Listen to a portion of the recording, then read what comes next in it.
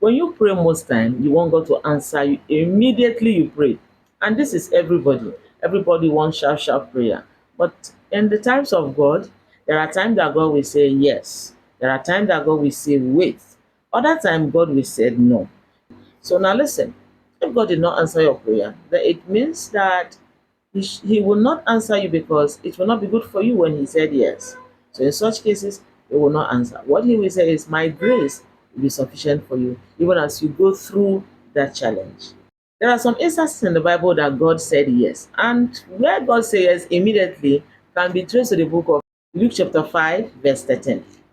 Now, when Jesus was passing in a certain city, the leprous man approached Jesus and he said, if only you could heal me, if only you could deliver me. And in that case, Jesus said yes. And he said, receive thy healing. And he was healed of his lepers. That was instant.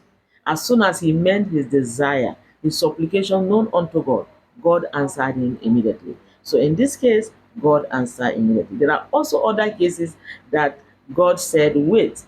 Now, the third case is where Jesus did not answer immediately was a marriage in the Canaan of Galilee when there was no more wine in that marriage. And the mother of Jesus, Mary, she went to him and complained to Jesus that there is no longer wine in the marriage. What did Jesus say? He said, woman, my time has not yet come. So Jesus did not really answer immediately. Another case that Jesus did not answer instantly, despite the fact that his mother was involved in asking, but he said, woman, my time has not come. So it must come to the time that God will really want to answer you. So, but when the time comes, right away, he turned water to wine. That is when the time was right. Now, in the cases where Jesus did not answer, it wasn't convenient for God to answer the prayer of Paul. So when Paul asked, because he was afflicted, whenever he goes out to preach the gospel, he was always afflicted. And like Paul was tired of the affliction. The Bible said, Paul prayed unto the Lord. He said, for this thing I besought thee, Lord, thrice, that this should pass away from me. What did Jesus say? He said, my grace is sufficient for thee. So it meant that he wouldn't take it away. He said, but all through when you will be in this affliction, all through when you will be in this temptation, I will be there right beside you to go through with you. It means it will not go away.